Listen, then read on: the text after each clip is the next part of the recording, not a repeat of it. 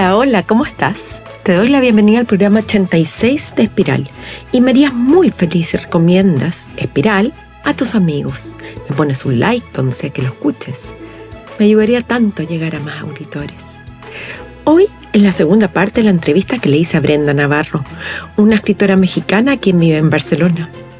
Ha publicado 2 novelas, Casas Vacías y Boca Ceniza. Ella estudió Sociología y Economía, pero hoy se dedica a la escritura. Es una mujer de ideas claras, que le gusta opinar y hacer un camino propio. No le teme a la innovación, a discutir en el buen sentido de la palabra, como nos gustaría que tantos lo hicieran. Feminista, claro que sí, pero no de esas mujeres que intimidan. Me explicó su aproximación hacia el feminismo, el cual difiere si lo aborda en España o en México. En España le molesta el determinismo e ideas taxativas con que se vive. Pero si está en México, es la primera en defenderlo. Boca Ceniza lo dedica a Norma y Angélica, sus 2 madres. Norma es su madre, a quien quiere muchísimo, y según lo que entendí, sus personalidades a momentos chocan. Angélica es su hermana, pero también que la cuidó y la ayudó a crecer. La autora ahora comprende lo que es tener a alguien así a su lado, una hermana así, generosa y a cargo de cuidar a los más pequeños. Recuento personal. Aquí en Chile estamos cerrando el primer semestre, el que asociamos con invierno. De hecho, ayer fue un día lluvioso. Así culminó también un nuevo taller de lectura que se llamó Novelas de Familia y lo ofrecí a un grupo de mujeres muy interesantes con la vida resuelta. Ha sido una instancia muy significativa. Tal como te conté la semana pasada, celebré 3 cumpleaños, el de mi hija, mi hijo y mi suegro. Además, le organicé un cumpleaños sorpresa a mi hijo, lo que fue toda una logística para que no se enterara, pero su cara de alegría compensa la energía y el tiempo que invertí en ello. Ya casi no me quedan cupos para el próximo taller de lectura de la literatura japonesa. Comenzará en agosto. Pido disculpas a los auditores que no viven en Santiago. Quizá alguna vez me den ganas y fuerza y no sé, tenga ganas de volver a hacer talleres remotos, pero al parecer todavía sigo intoxicada por el uso intensivo que tuve de las pantallas durante la pandemia. Te invito a escuchar la conversación que tuve con Brenda Navarro. Hola Brenda, ¿cómo estás? Muy bien, muy contenta de estar aquí conversando contigo. Y yo también estoy pero muy feliz, tal cual te dije hace unos minutos, fuera del micrófono. Cuéntame, ¿qué interrumpí cuando te tuviste que conectar a esta llamada moderna?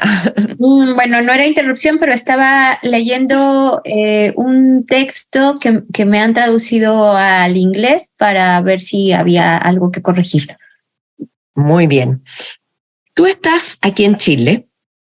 Sí. Fuiste invitada por el Festival Internacional Cuadernos Hispanoamericanos.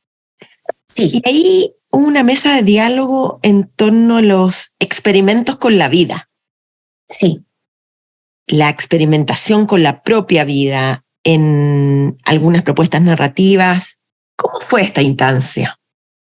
Pues estuvo muy bien porque, mira, una cosa que aprendí es no digas nada al moderador antes de estar en la mesa, porque entonces eso puede ser contraproducente. Y lo que pasó con el moderador, a quien quiero muchísimo y respeto muchísimo, es que yo le dije, estoy harta de la autoficción, ¿no? Pero en otro contexto. Entonces él subió a la mesa y dijo, bueno, aquí ya hay una polémica porque Brenda está harta de la autoficción y de ahí la conversación se fue a otro lado, ¿no? Pero estuvo muy interesante porque justamente decíamos que más allá de la autoficción, la no ficción, el ensayo, la poesía, lo que fuese, lo que nos importaba era la utilización del lenguaje, el impacto del lenguaje, la construcción de las historias, la pertinencia de las mismas, el contexto en el que existían, el por qué había voces que que tenían una forma de expresarse y otras no. Y ese tipo de conversaciones a mí me gusta muchísimo porque nos salimos justamente de los marcos narrativos que nos imponen las etiquetas mercadológicas y empezamos a hablar de lo que a mí me gusta, que es justamente cómo utilizar el lenguaje para generar estos puentes que la literatura y otras expresiones artísticas hacen. Así que estuvo muy bien, hubo controversia, pero todo con el cariño para tratar de transmitir que es importante el practicar todo lo que tiene que ver con la creatividad y el lenguaje.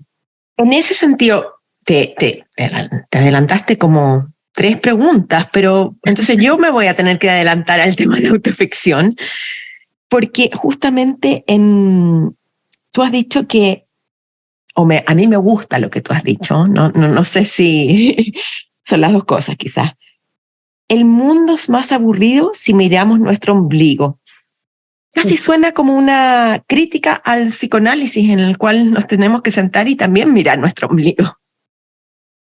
No, mira, esto es una gran conversación y me encanta que la saques porque justamente, bueno, yo no he tenido terapia psicoanalítica, pero me han interesado siempre los estudios psicoanalíticos, me interesa todo lo que tiene que ver con el lenguaje, con eso que se llama inconsciente, etcétera. Y yo creo que justamente esa es la gran diferencia entre tratar de encontrar algo que mueve las pulsiones humanas y conforma la condición humana y lo que la mercadotecnia de la industria editorial ha tachado como autoficción, que yo creo que es totalmente distinto y que, como hablamos ese día en la conversación, viene de un contexto muy específico de la Academia de la Literatura, especialmente norteamericana. Y cuando digo norteamericana, hablo de Estados Unidos, pero también de lo mucho que la literatura mexicana ha chupado de esa academia, ¿no? Y esa academia lo que nos dice es: tienes que hablar de tus problemas en tanto individuo. Y cuando tú hablas de tus problemas en tanto individuo, te olvidas justamente de que existes en tanto las acciones pasadas de personas que te han traído al mundo, de contextos históricos, de contextos de conformación humana, literalmente, ¿no? Y entonces lo que la mercadotecnia de la industria editorial te dice que es la autoficción es lo que te sucede a ti en este momento. El específico de la vida 2023-2021 es lo más importante del mundo. Y para mí no es cierto. Lo más importante del mundo es encontrar esas situaciones. Lo más importante del mundo, por supuesto, en literatura, quisiera matizar, ¿no? Encontrar esas situaciones específicas que pueden generar un espejo, que pueden generar un puente, que pueden generar conflictos o conversaciones con la otra persona que te va a leer. Si solamente tú utilizas el espacio literario, o sería incluso mucho más específica, si tú utilizas los libros impresos o las columnas digitales para exponer tu problema individual sin conectarlo con la sociedad, sin conectarlo con un contexto político, etcétera, es en donde el lenguaje pierde fuerza, ¿no? Y se uniforma. Y yo le tengo mucho miedo a las cosas que se uniforman, ¿no? Un poco por ahí va la conversación en la mesa, y un poco por ahí yo dije esta cosa de estoy harta de la autoficción, pero en tanto etiqueta mercadológica. Entiendo. O sea, tú ahí podrías decir, ojo, lectores, estoy hablando aquí a los auditores, a todos, la autoficción es un excelente género literario mientras mantengamos la calidad del mismo, ¿no? Eso sería un poco. Yo matizaría más. Yo diría la expresión a través del lenguaje, para hablar específicamente de literatura, la expresión, el uso de las palabras, el uso de reconocerte como persona a través del lenguaje y de las sensaciones que incluso pueden generar las palabras cuando son nombradas, todo aquello que es indecible, todo aquello que está oculto, lo dice la literatura cuando conformas un objeto o un discurso literario. Eso me parece muchísimo más importante y yo quitaría todo tipo de etiquetas. No hay autoficción, no hay autobiografía, no hay ensayo, no hay novela, hay literatura. Sea, más que etiquetas, las categorías de este pensamiento que tenemos occidental. Es que yo digo que etiquetas porque no hay una crítica literaria real cuando se están analizando las novelas o los textos o los ensayos o las biografías y se mete inmediatamente el tema de la autoficción. Es decir, lo que yo creo es que se ha caído en esta etiqueta, no en una categoría, no en una crítica, no en la problematización de los géneros literarios, sino que ya casi todo lo ponen como esto seguro es autoficción, ¿no? Yo me pelearía con esas etiquetas mercadológicas, no porque justamente nos cortan la posibilidad de conversar sobre lo que tú estás diciendo, ¿no? Sobre cómo lo vamos a abordar desde una parte, digamos, muchísimo más lúdica en tanto humanidades. No sé si me estoy haciendo pelotas ahora. Sí, no, sí te entiendo. Y adentrándonos un poco más en esto, también ahí en esta charla que diste en CEMAV, en Asturias, fue muy interesante verla, escucharla. Afirmaste que para ti la literatura es comprender el mundo que estoy viviendo y crear mundos que no existen. Pero a la vez también opinas que en literatura ya se ha dicho todo. ¿No es esto una contradicción? Por supuesto, y yo te diría, ay, madre mía, ¿cuándo dije esto y por qué lo dije? Qué terrible, Qué terrible poder revisar todo lo que uno dice y todavía tener aquí a alguien que te lo está enrostrando. Es muy buena, no enrostrando en mala, digamos. No, y está bien la confrontación. Justamente está muy bien la confrontación con lo que una dice y la forma en que se dice. Acabo de tener una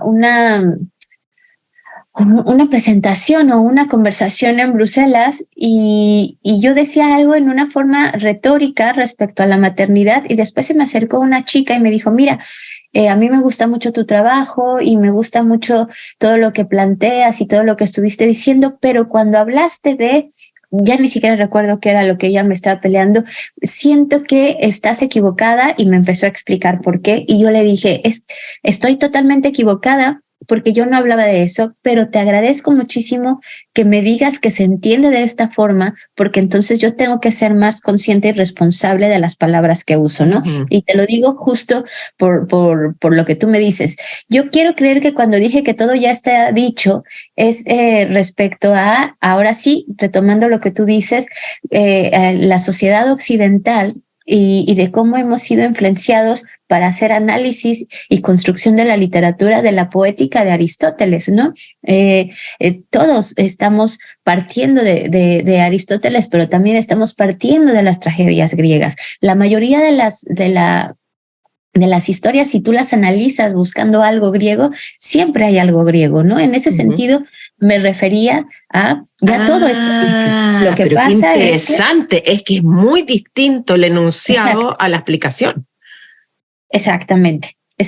Yo me refería, ya tenemos unas bases, una construcción, ya sabemos que la condición humana la entendemos y tiene un sentido en tanto sociedad occidental y estamos moldeados por la cultura griega, que es la base de la sociedad occidental. Y en ese sentido lo que nos toca hacer es justamente encontrar, va a sonar contradictorio para cuando alguien en un mes me pregunta, ¿a qué te referías con una voz propia, no? Pero encontrar una voz o una perspectiva propia que alumbre un espacio de nuestra vida contemporánea, en tanto esto que ya se había dicho, ¿no? Como decir, esto también pasa. Y aquí me metería un poco, pero sin ahondar tanto para no arruinar nada de lo que tienes planeado.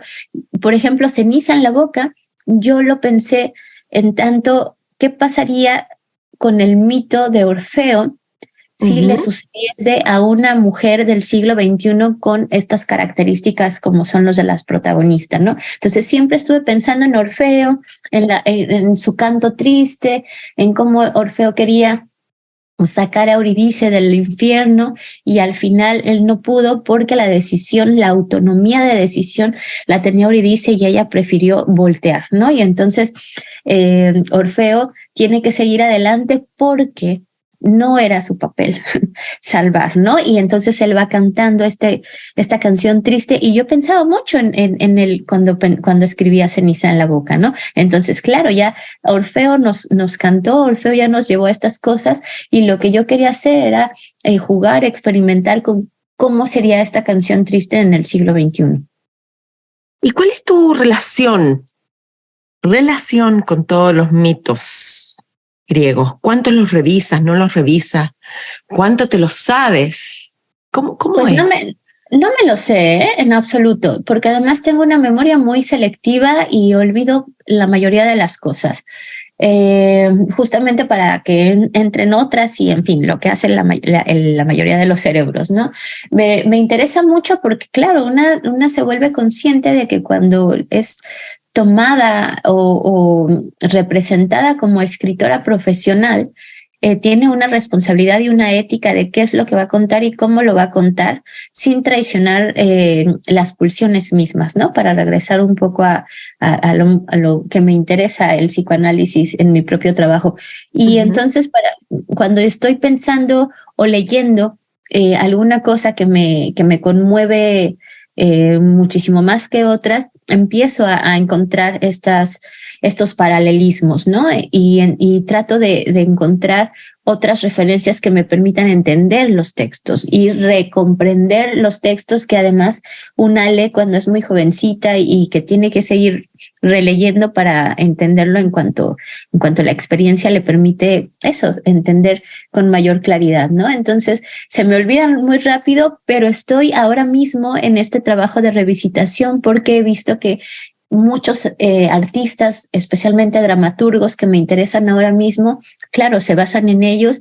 Y yo, mira, en enero fui a Colombia y fui a una exposición de un colectivo que se llama Mapa Teatro y todo tenía que ver con mitología griega y yo iba fascinada como niña de 5 años queriendo tocar todo, chupar todo, palpar todo, porque decía esto es lo que necesito para comprender justo lo que está pasando en el mundo que me interesa explorar literariamente, ¿no? Entonces, todo es de redescubrimiento para mí ahora con los mitos. Ahora, te recuerdo, porque sé que seguro lo sabías, que yo soy socióloga de formación y economista. Entonces, para mí todo lo que tiene que ver con el lenguaje, que es algo que me interpela directamente, lo estoy redescubriendo porque yo lo veía desde una perspectiva mucho más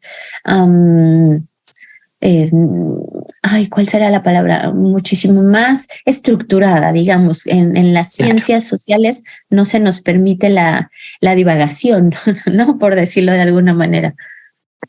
Por eso dijiste que lo más difícil es ser creativo en la academia. Por supuesto, sí, por supuesto. Pero, y en eso, porque con tu tremendo currículum, ¿cuándo ves tú ese momento que tú dices, yo quiero convertirme en escritora? O no lo viste como algo tan claro, sino que nace. ¿Cómo nace esta inquietud? ¿La traías desde pequeña? Sí, claro que tú te enteras de esto cuando ya eres adulta y eres capaz de analizar ciertas cosas. No es que yo dijera cuando era pequeña, quiero ser escritora, pero me gustaba mucho inventarme historias, ¿no? Mi madre siempre recuerda cómo pasaba todo el día jugando con muñecas, con Barbies específicamente, inventándome historias, ¿no? Y ella me decía, había veces que yo me quedaba calladita para escuchar tus historias y que estabas totalmente abstraída en eso, ¿no? No necesitabas jugar con nadie, tú te las inventabas y todo era muy divertido. Y luego también me acuerdo que yo tenía una amiga, ya sabes, las mejores amigas de la infancia, a la que yo le inventaba sus sueños, ¿no? Dormíamos, hacíamos muchas pijamadas juntas y entonces cuando ella se iba a dormir yo le empezaba a decir que iba a soñar. No sé si lo soñaba, yo creo que no, pero teníamos ese juego, ¿no? Entonces yo sabía que me gustaba relatar cosas.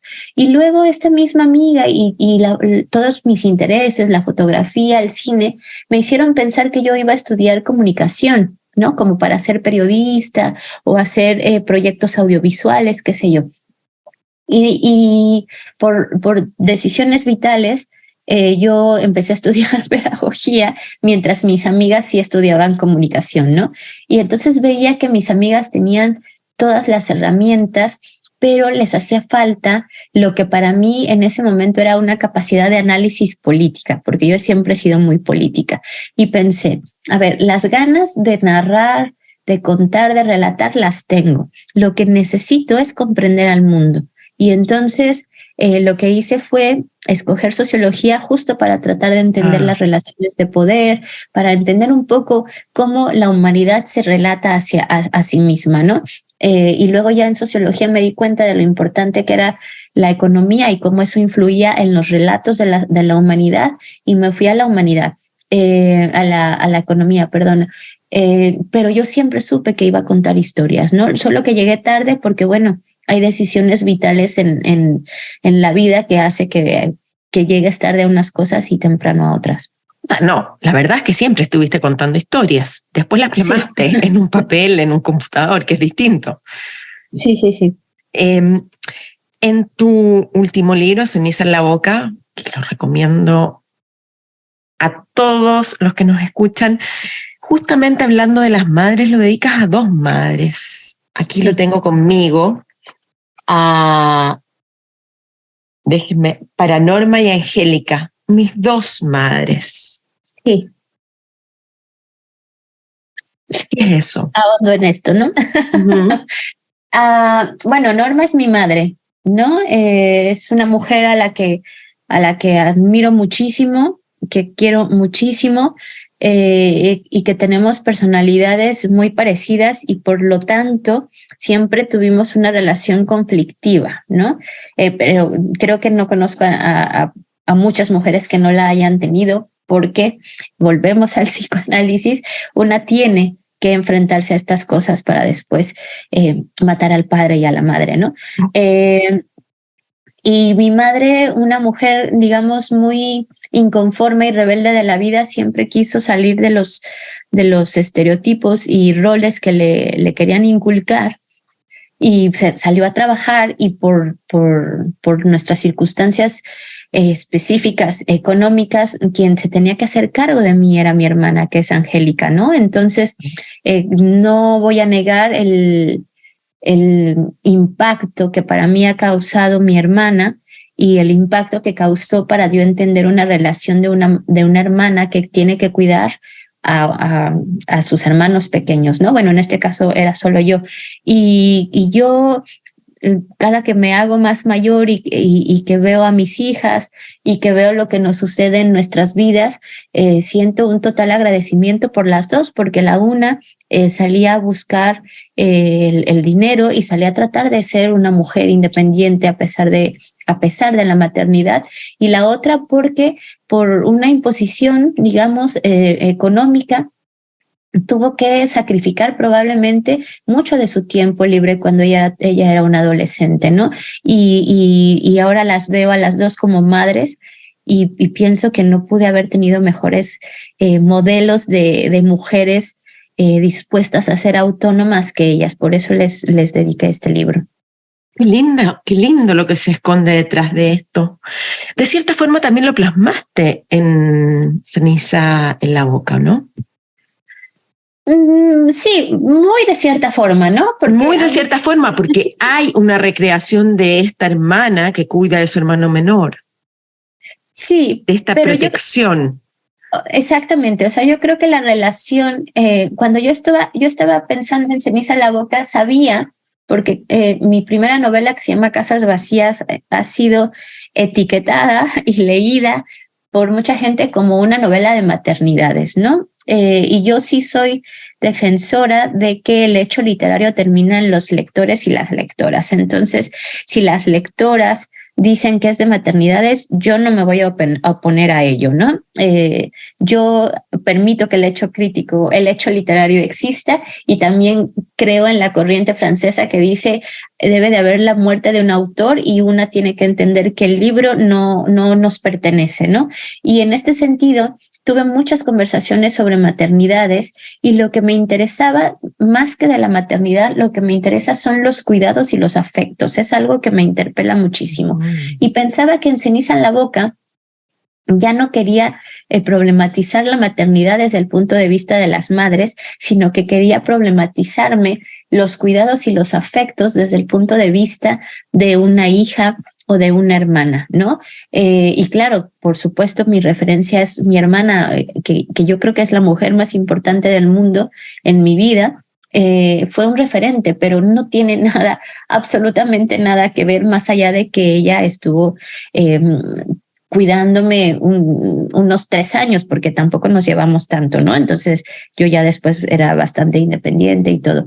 Pero fuera de ahí, no creo que mi hermana haya tenido ningún tipo de dolencia parecida a la protagonista de Ceniza en la boca. No. Solamente estoy hablando del vínculo, del Sí. modelo, no de la experiencia en sí misma, en la narración. Cuéntame, ¿y la figura del padre, sobre tu padre? ¿Sobre mi padre específico o sobre el padre en la Sobre literatura? tu padre. Pues mi padre es un hombre que quiero y admiro muchísimo. Yo creo que él me inculcó el gusto por los libros y las películas, que es una de mis grandes pasiones. Él es un apasionado de los libros y de las películas y de las series y de los videojuegos, de todo esto que fabula el mundo, ¿no? Nunca me lo impuso, nunca me dijo tienes que leer o tienes que ver películas, simplemente yo lo acompañaba a estas cosas. Y supongo que en algún momento también tuve mis conflictos con él, pero creo que ha sido una de las relaciones más fáciles y sencillas que he tenido a lo largo de toda mi vida. Creo que somos personas que nos queremos y nos respetamos mucho, y que claro, nos hemos equivocado y hemos tenido conflictos, pero tengo cero problema con mi padre, lo quiero mucho, me encanta que vaya a visitarme a España, me encanta hablar con él, lo admiro muchísimo porque él también ha sido una persona que ha tenido que cuidar desde los 12 años, ¿no? Ha tenido que trabajar desde los 12 años y ha cuidado a mucha gente, no solamente a su familia central. Lo quiero mucho, no sé qué más decir. No, está bien. Que quería saber, porque hablamos tanto de lo femenino que a veces se nos olvida también hablar sobre lo masculino y lo paterno en nuestras relaciones. O siempre las tildamos como traumáticas. Entonces es muy lindo escucharte. Ahora, estuve pensando que la trama de Ceniza en la boca se centra en una figura infantil que después crece, y Diego, que se suicida. Bueno, como dijiste tú, que los periodistas, sin dar spoiler, pero también empieza así, por eso no es. No hay spoiler. O si no lo hubiera dicho. Exacto. Pero tú escribiste esta narración con, si no me equivoco, tú tienes una hija adolescente. Sí. ¿Cómo es escribir sobre un periodo así, teniendo a una hija adolescente viviendo contigo, viéndola ahí? ¿Consultabas con ella, no consultabas? ¿Te preguntabas cómo ella iba a tomar la narración? No, mi hija no ha leído mis novelas, no le interesa en absoluto.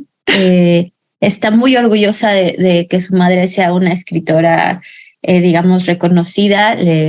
Soy consciente de lo mucho que presume, digamos, mis logros literarios, pero no le interesa en absoluto leerme, ¿no? Y eso me parece muy bien. Tengo 2 hijas. Tengo una hija que además ya es mayor de edad, está a punto de cumplir 19 años. O sea que esta, la adolescente, es que te ves tan joven, es la que nació en Barcelona. No, la adolescente es de origen mexicano y ahora yo digo que ya no es adolescente, no, o sea, ya para no mí es. a 19 años ya es No. una persona adulta y tengo una pequeñita que nació justo en Barcelona, tiene 7 años. A mí me interesa incluso desde mi anterior novela que te digo que se llama Casas Vacías, mucho la infancia.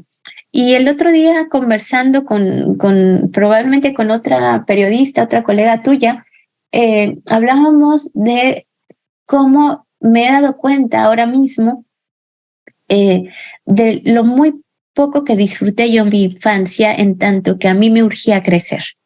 No, además de las Barbies, no tenía yo muchas ganas de estar involucrada en cosas de niños, digámoslo, ¿no? Yo tenía muchas ganas de crecer, probablemente porque mi hermana era mayor y tengo un hermano más mayor y quería ser como ellos, no lo sé, no sé exactamente qué, pero yo siempre desdeñé la infancia. Y ya de mayor me doy cuenta de que debí de haberla disfrutado mucho más. Y me interesa mucho buscar cómo se configura la infancia en tanto que yo me la negué a mí misma, ¿no? Y contaba justamente que cuando yo vi El laberinto del fauno de Guillermo del Toro, fue cuando me comprendí la necesidad de la infancia en tanto la construcción de fantasía para poder habitar el mundo.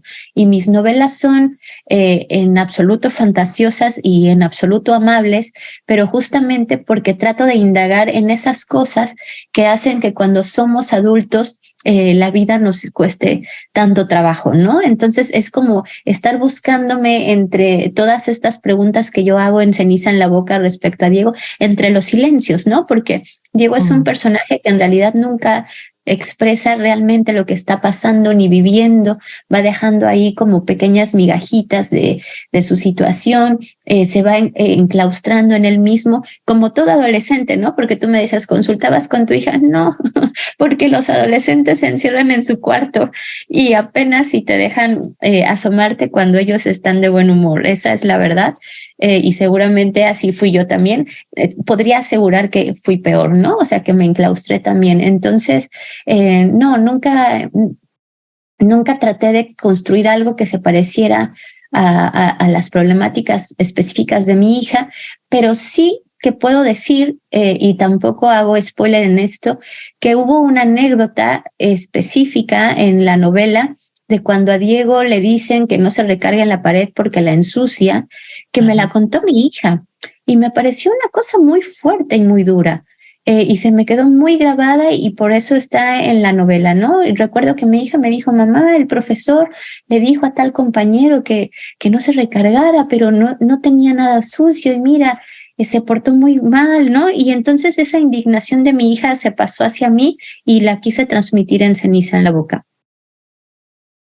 En una entrevista que diste a la revista Vogue de España, sí, solamente voy a citar acá, la maternidad es un confinamiento eterno.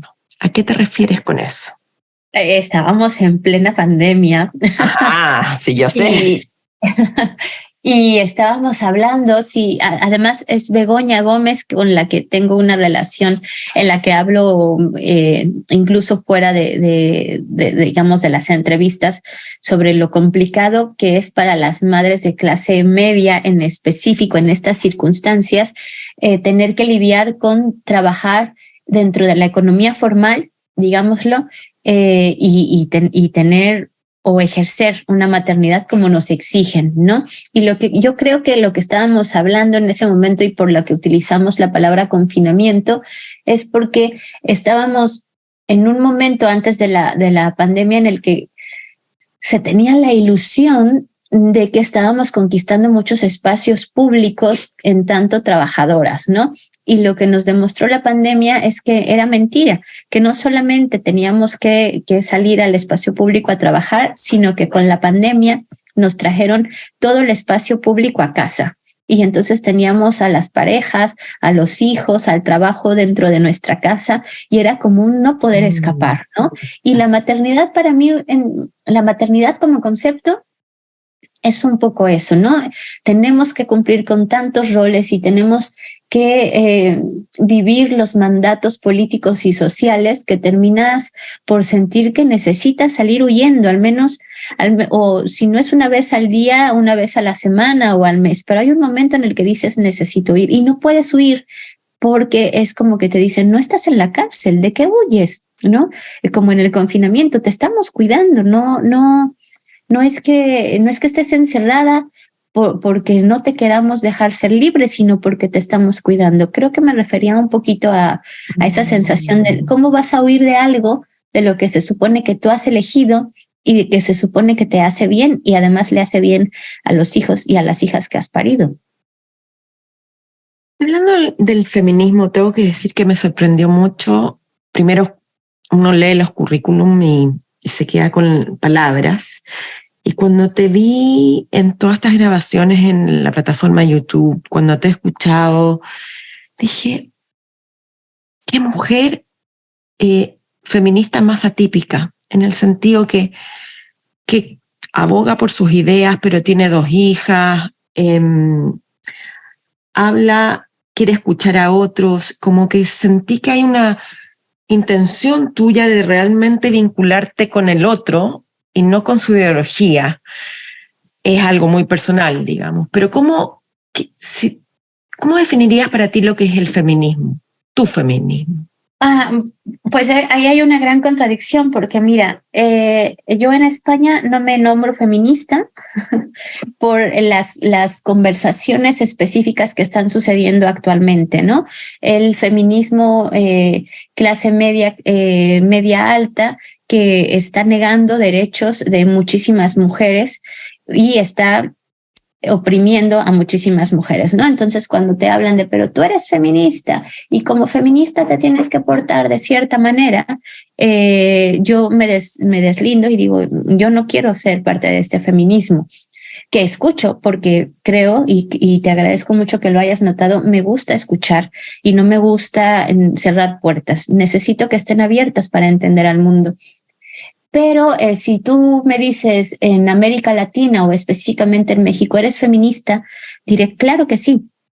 Claro que soy feminista, porque en América Latina la palabra feminismo todavía tiene un peso político muchísimo más importante que en España ahora mismo, ¿no? Entonces, si yo sé que voy a incomodar a personas que tienen la capacidad de tomar decisiones importantes para los presupuestos públicos o para quienes deciden qué hacer dentro de las empresas, y cuando digo empresas hablo de la industria editorial específicamente, claro que voy a seguir utilizando la palabra que les incomoda y ese es el feminismo actualmente. Pero ahí estaríamos hablando de las etiquetas que tanto te molestan. Claro, pero las etiquetas, mira, a mí me molestan muchísimo porque creo que caemos en una concepción de mercantilización todo el tiempo y las personas no somos productos, ¿no? Pero tampoco soy inocente, ¿no? Y no soy inocente y no me gusta hacerlo. Por eso te digo que me gusta mucho dejar las puertas abiertas para entender lo que incluso puede molestarme. No soy inocente y sé que necesito utilizar esas etiquetas para empezar a tener conversaciones o para romper conversaciones, ¿no? Entonces las utilizo en el momento en el que se tienen que utilizar. Si yo sé que un hombre con cero conocimiento de lo que implica las opresiones de las mujeres entiende eso como feminismo, diré feminismo, ¿no? Si él lo entiende o el instituto o el Estado o la empresa o lo que sea, lo entienden como los movimientos de las mujeres, diré movimientos de las mujeres.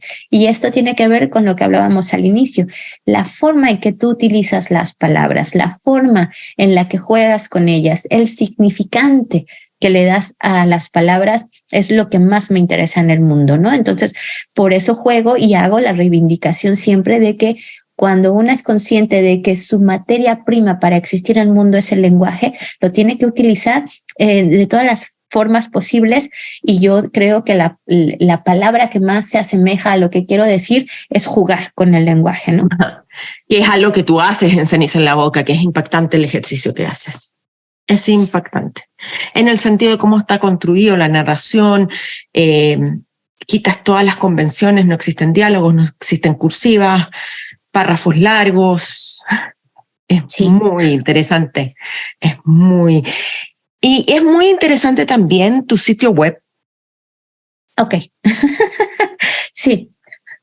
Porque si tú vas al sitio web de Brenda Navarro, a quien estamos hoy día con el micrófono espiral, te quedas como casi es una imagen estática con un par de links y los 2 novelas. ¿Por qué tomaste esa decisión, estructurarlo así?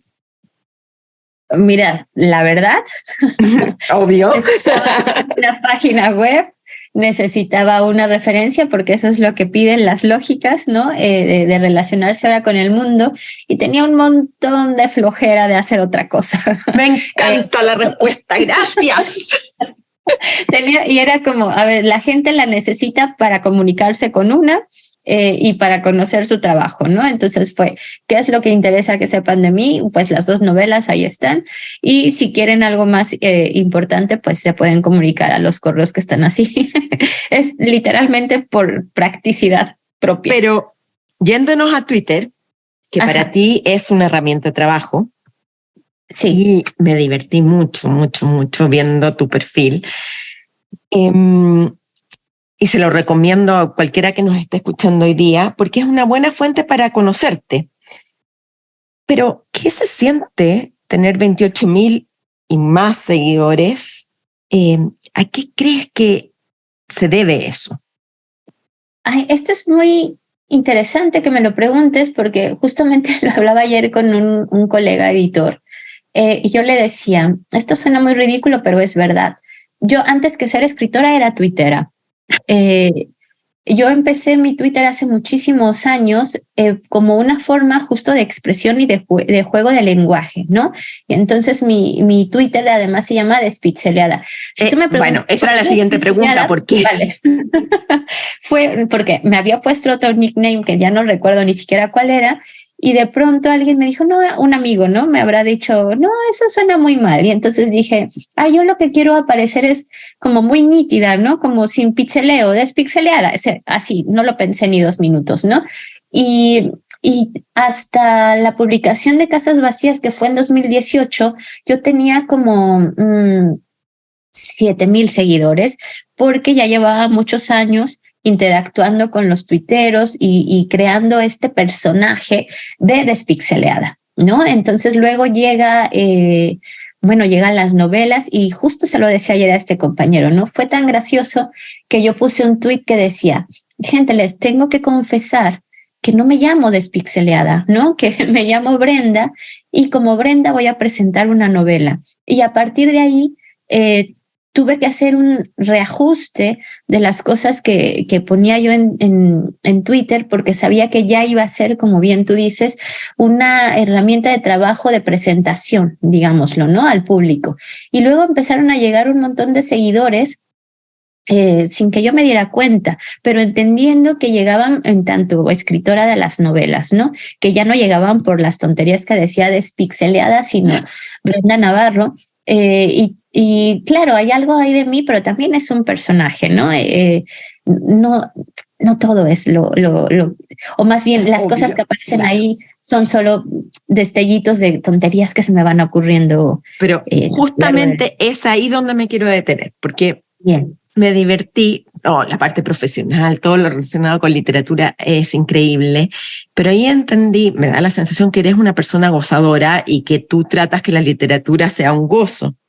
Sí. Pero vi que te gusta mucho publicar con la comida y con la música. Nada más ayer, o antes de ayer, ya no lo recuerdo, escribiste, los locos chilenos saben apoyo. Sí.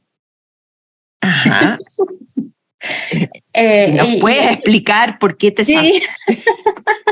Yo creo que los locos no tienen sabor. Yo no como locos, pero de lo que recuerdo cuando los probé, no tienen sabor, por eso los llenaba con mayonesa.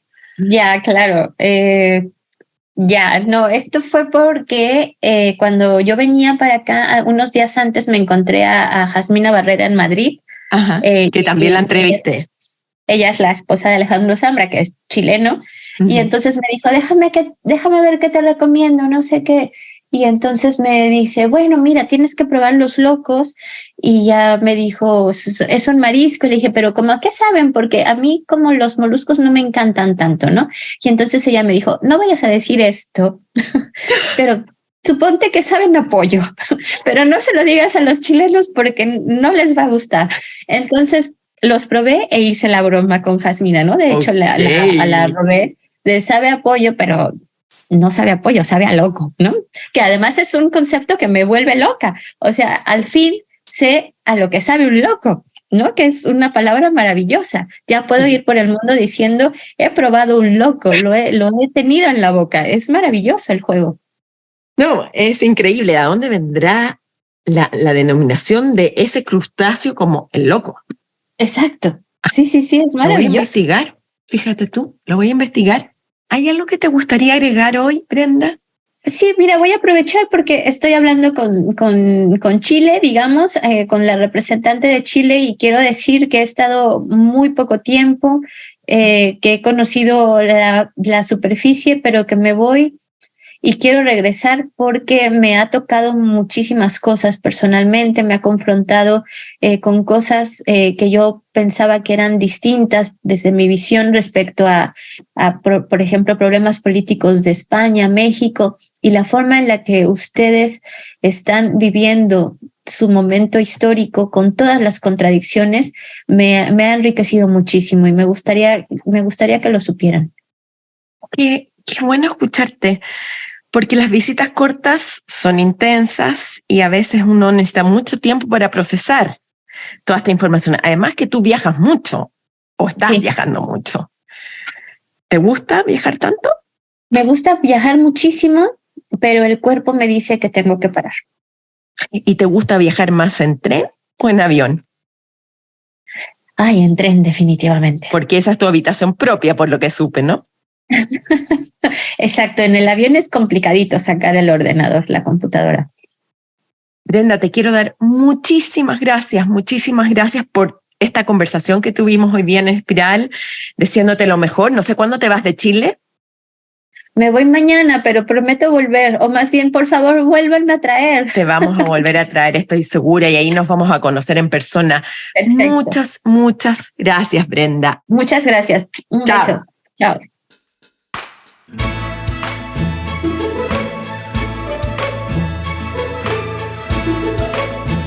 Para Brenda, su mayor referente en escritores vivos es Milan Kundera. Así lo respondió en el cuestionario Espiral, en el programa 85, que salió la semana pasada. En ese momento, este escritor checo seguía vivo y hace unos días falleció. Brenda Navarro escribió en su cuenta de Twitter: no quiero creer que ha muerto Kundera. Y yo le respondo a Brenda: pero su literatura, su narrativa, sigue con nosotros. Y esa es vida. ¡Chao!